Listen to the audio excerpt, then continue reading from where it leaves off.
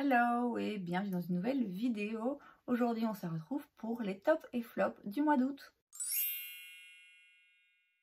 Alors ce mois-ci on a 5 flops, 5 tops et un qui est en même temps un top et un flop. Comme à chaque fois on va commencer avec les flops, comme ça nous permet de terminer sur une note positive. On commence avec, je dirais ma plus grosse déception. Je suis vraiment déçue parce que j'attendais beaucoup de cette marque.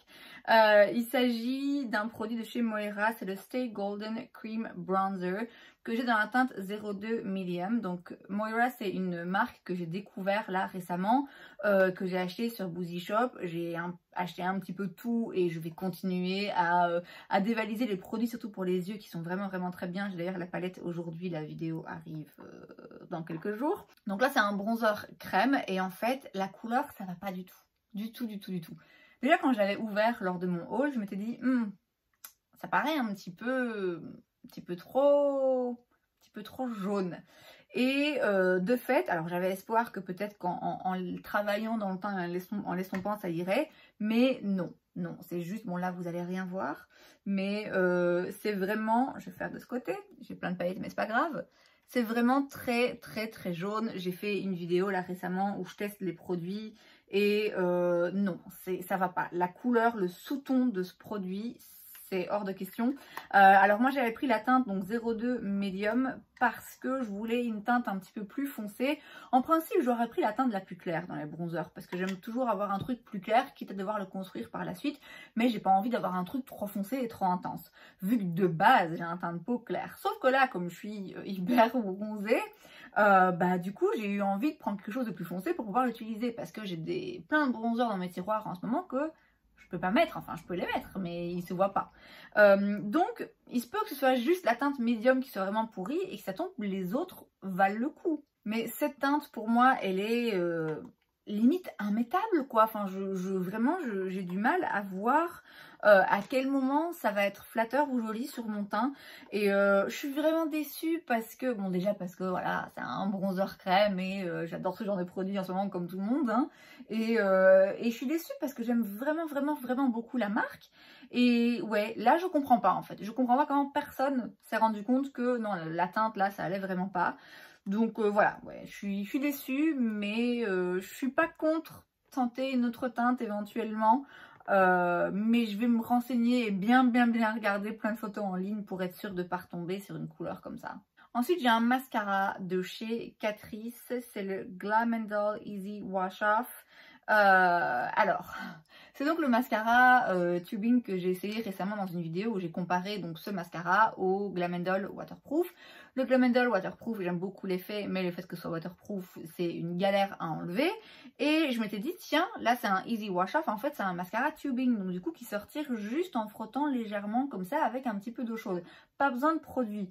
Donc c'est vraiment l'antithèse d'un mascara waterproof. Je m'étais dit, parfait, je vais les comparer. Je les ai comparés et je suis un petit peu moins fan de l'effet de celui-ci, mais ma foi, ça c'est encore un détail à la limite. Mais surtout, alors je comprends que ça l'intérêt, hein. Je comprends l'intérêt d'avoir un mascara qui se retire sans produit pour les personnes qui ont les yeux très sensibles et qui n'arrivent pas à utiliser des démaquillants pour les yeux, ou que ça brûle, ou voilà, ou quelqu'un qui a juste envie de mettre un petit peu de mascara mais qui ne met rien d'autre et qui n'a pas envie du coup de devoir vraiment se démaquiller à la fin de la journée et qui veut juste voilà se nettoyer le visage à l'eau claire. Mais j'aime pas du tout en fait, parce que j'aime pas le fait que ça vienne en morceaux. Je trouve ça très bizarre déjà de devoir un petit peu frotter mes cils, parce qu'il faut quand même frotter ses cils. C'est pas juste de vous mettez de l'eau claire sur votre visage et ça va partir. Il faut quand même frotter, faire tourner en fait un petit peu si vous voulez, comme ça, frotter un petit peu vos cils. Ça me plaît pas trop, j'ai toujours l'impression que je vais arracher des cils en même temps. C'est pas forcément le cas, mais c'est l'impression moi que ça me donne. Et j'aime pas le fait que ça parte en morceaux, je trouve pas ça agréable, à retirer. Voilà, j'ai pas vraiment aimé. J'étais vachement curieuse de tester le concept et de base je trouvais ça hyper intéressant, hyper innovateur, mais non, finalement les mascaras tubing c'est pas pour moi. Et en plus de ça, j'ai remarqué que il y avait des petits morceaux qui tombaient aussi en cours de journée. Donc non, je suis pas fan. Je le garde quand même pour le moment, parce que de toute façon, comme c'est un mascara, je peux pas le donner à quelqu'un. Et je suis pas contre le fait de le réutiliser, notamment pour ces journées où voilà, je me dis, je mets juste un petit peu de mascara pour réveiller mon regard, mais je peux le retirer très facilement avec uniquement de l'eau claire. Mais a priori, ouais, je suis pas fan. Moi, j'aime autant utiliser du démaquillant. Ensuite, chez Shiglam, j'ai le Set Me Up Brow Hold Crystal Clear. Donc, c'est leur gel à sourcils, là, qui tient rien. Hein. Pour moi, il tient pas. Il est pas assez... On le voit, hein, d'ailleurs, quand on le touche comme ça, on voit que ça colle pas des masses. Donc, ça tient pas suffisamment les sourcils. Ça sèche jamais vraiment. Donc, les sourcils retombent. Donc, voilà, c'est pas un produit absolument horrible qui fait un résultat pas beau, c'est juste que le résultat dure 2 secondes, donc pour moi c'est pas suffisant. Et toujours chez Shiglam, j'ai le Genius Eyebrow Stamp. Je pense que quand vous verrez, ouais, la vidéo elle n'est pas encore sortie. Je pense qu'elle va sortir là dans les jours à venir. Ça va arriver très très bientôt. Je vous spoil déjà un petit peu en vous disant que non. Non, non, non, non, non. Je vais pas rentrer dans le détail parce que, bon, je vous dis, vous allez voir la vidéo dédiée juste à ce produit. Mais en gros, c'est pas facile à utiliser, je trouve. Et le résultat est pas forcément ouf. Et ça demande des chipotages, du rafistolage. Et voilà, je suis pas fan. C'est pas forcément une déception parce que je m'attendais pas à être fan. Hein. J'avais acheté vraiment en me disant, allez, c'est un petit gadget à tenter. Je vais le réutiliser quand même, je vais le retester quand même avec d'autres produits que celui-là parce qu'entre autres il est beaucoup trop foncé. Mais les pochoirs à sourcils, je pense que je vais les réutiliser pour le fun. Mais non, je suis pas hyper fan. Et enfin, j'ai le... Je sais pas comment ça s'appelle parce que c'est écrit... C'est écrit en allemand on dirait. Pourtant je l'ai acheté en Albanie. Bon écoutez, je sais pas comment ça s'appelle. C'est un petit stick comme ça, indice 50... peau sensible, hein, sensitive, j'imagine, peau sensible. C'est de la marque Nivea et c'est dans la gamme Sun Kids. Alors, c'est un flop parce que le principe d'un roll-on comme ça, en fait, moi, je trouve pas ça très pratique. C'est de nouveau le genre de produit où on se dit « Ah, waouh, ingénieux, pas mal !» En fait, c'est chiant. C'est chiant parce que la bille roule pas toujours de la même façon. Un petit peu de contexte. J'ai acheté ce produit quand j'étais en Albanie puisque je vous l'ai expliqué dans une vidéo Get Ready With Me récemment où je vous racontais mes vacances et où je vous racontais que ma peau a une réaction un petit peu chelou aux agressions, je pense, du soleil, du sel de la mer, du sable et tout et tout. Et du coup, ouais, j'ai eu une réaction pas très cool sur mon visage.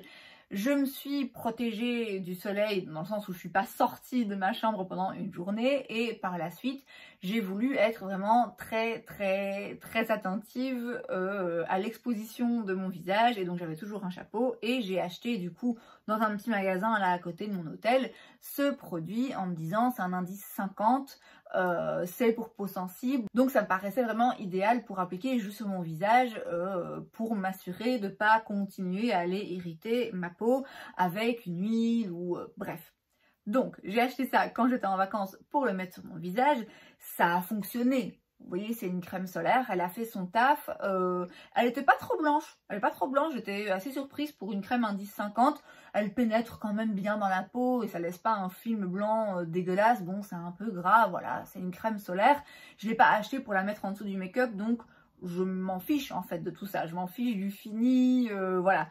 Mais c'est plus la distribution du produit que je trouve vraiment pas efficace parce que je vous dis, vous avez pas, parfois le roller roule pas parce qu'il n'y a pas assez de crème dessus et donc vous devez le faire tourner un petit peu à vide un petit moment avant que le produit arrive.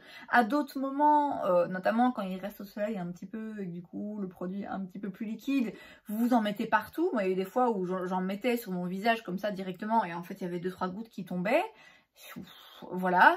Et en plus, moi je l'ai acheté pour mettre sur mon visage et donc c'est vrai que le fait que ce soit un roll-on, bah ouais, c'est pas forcément l'idéal parce que ça propage un petit peu tout. Enfin, vous voyez, bon, voilà, je suis pas fan du principe du roll-on. Là, comme ça, on se dit, waouh, top idée. Dans la pratique, franchement, c'est pas ouf. Et alors, j'ai un produit qui est un flop et un top en même temps. Alors, c'est des Remover Pads, Nail Polish Remover Pads de chez Kruidvat, de la marque Kruidvat. Ce sont donc des petits cotons qui sont déjà trempés dans du dissolvant. Ce que je trouve tellement pratique pour partir en vacances, c'est d'ailleurs pour ça que je l'ai acheté.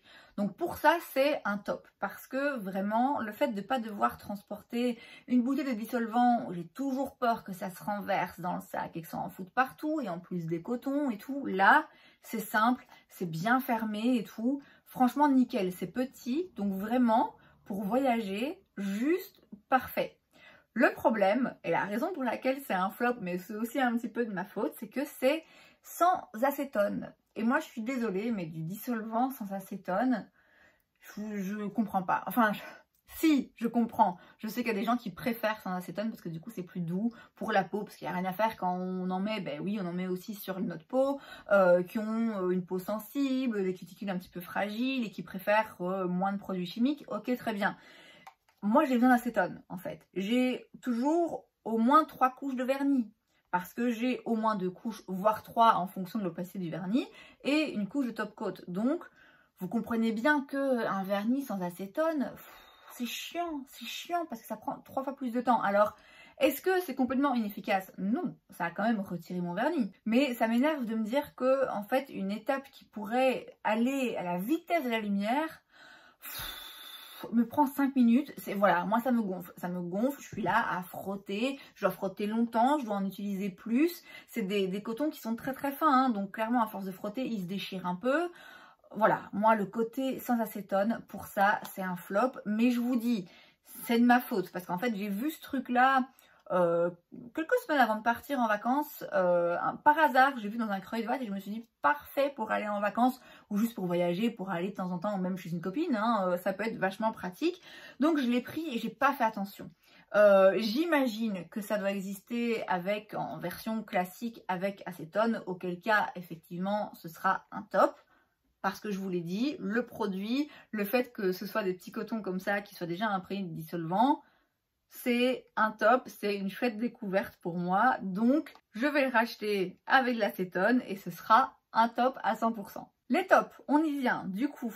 Alors, j'ai 2 produits qui sont pas de nouveautés, qui sont pas des découvertes pour moi, mais je me suis rappelé à quel point c'était des tops. On commence par le masque cheveux super nourrissant à la noix de coco et à la figue de chez Coco and Eve. Il faut que j'en rachète. Franchement, il faut que j'en rachète parce que il me reste ça environ. Et j'utilise pas souvent ce genre de masque parce que j'y pense pas ou parce que j'ai la flemme. Et c'est vrai que récemment, j'utilisais assez régulièrement l'eau, je sais plus comment ça s'appelle, la Wonder Water, c'est ça? Un truc L'Oréal, là, enfin bref. J'utilise assez rarement ce genre de produit. Et là, j'ai réutilisé récemment. Alors déjà, rien que l'odeur. L'odeur me transporte. Et j'ai utilisé donc un petit peu avant de partir en vacances et je me suis rappelé à quel point, waouh, quand même, je vois vraiment la différence. J'adore mes cheveux avec.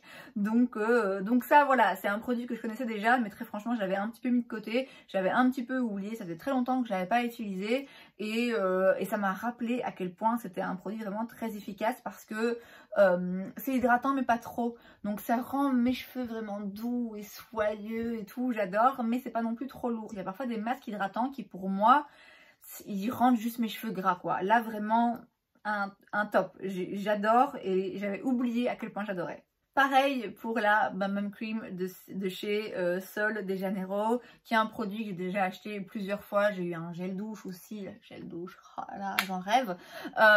C'est pas donné, hein. Je crois que c'est 20 ou 30 balles, voire un petit peu comme ça. Donc c'est clairement pas donné. Mais l'odeur, oh là là, l'odeur. Je vous jure, c'est ensorcelant, enivrant. Voilà. Ça sent vraiment très bon. Et en plus, c'est quand même une bonne crème hydratante. Je trouve que parfois il y a des crèmes hydratantes comme ça où ok ça sent bon, mais concrètement ça sert à rien. Là non, là ça hydrate vraiment la peau. L'odeur reste quand même sur la peau, on la sent encore un petit temps après. Il n'y a pas besoin d'en mettre beaucoup non plus, je trouve qu'elle pénètre bien, mais pas trop vite non plus. Elle n'est pas complètement bue par la peau tout de suite. Pour autant, c'est pas un truc hyper gras qui met 1 heure à pénétrer. Vous voyez, c'est voilà, c'est vraiment une crème que j'aime bien, mais c'est surtout une crème que j'aime beaucoup pour l'odeur. Je l'avais rachetée là en juillet, je pense. J'ai eu une petite envie, comme ça, je l'ai vu en magasin. Je me suis dit, allez, ça fait longtemps. Et en fait, c'est le genre de crème, je l'achète et puis j'ose pas l'utiliser parce que je sais que ça coûte de l'argent et je me dis non, vas-y, garde-la pour les occasions. Non. Maintenant, je l'utilise. Ok, je l'utilise et j'adore l'utiliser. On revient dans du make-up et on revient dans des produits que j'ai découverts récemment. Alors, celui-ci, j'avais commencé déjà à l'utiliser, je pense en juillet. Je l'avais essayé un petit peu vite fait. Il s'agit du Superstay Vinyl Ink de chez Maybelline que j'ai dans la teinte 35 Cheeky, qui est génial. Absolument génial, aussi bien la couleur que la formulation surtout, qui est vraiment, vraiment intéressante. Ce fini un petit peu brillant mais pas trop, et en même temps on a une couleur bien présente, bien opaque, le truc il tient. Franchement très contente de ce produit. De base j'avais dit ouais ça m'intéresse pas quand ils étaient sortis, et puis finalement là j'ai déjà racheté une autre couleur et à mon avis, ce sera pas la seule. Donc, je suis vraiment fan de ce produit. Je rejoins la masse de fidèles et vraiment, on est sur un truc très intéressant et très innovateur. Et enfin, j'ai 2 produits de chez Moira, qui est donc cette marque dont je vous ai parlé. Des produits vraiment où je suis assez impressionnée parce que, bon, c'est pas une marque drugstore type Essence Catrice où ça coûte 2 balles, mais c'est pas une marque de luxe qui coûte des fortunes et pourtant ils nous sortent des trucs, je comprends pas comment ils y arrivent. On a tout d'abord le Supernova Multichrome Gel Liner que j'ai dans la teinte 07 Ria, que je vais me prendre dans d'autres teintes parce qu'il est absolument incroyable. C'est donc un crayon multichrome, je sais pas si vous voyez, qui est hyper crémeux. Je pourrais déjà m'arrêter là, il se voit. Après, si vous voulez en rajouter, il peut devenir vraiment très opaque, très intense. Vous voyez tous les reflets. Et rien que ça, en fait, c'est un testament de à quel point ce truc est absolument incroyable.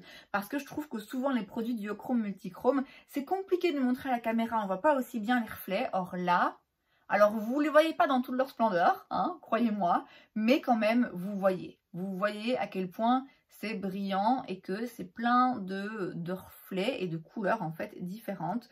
Donc vraiment incroyable. Donc non seulement c'est très beau, c'est brillant, c'est multichrome, c'est magnifique, mais en plus de ça c'est crémeux, donc c'est hyper facile à utiliser et franchement il tient.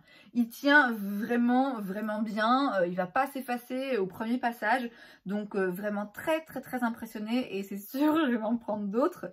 Pareil pour ce petit produit, ici c'est le Star Show Shadow Pot que j'ai dans la teinte de nouveau 07 je pense, mais c'est un nom différent. Ouais, 07 OMG, qui est un fard à paupières un petit peu libre comme ça.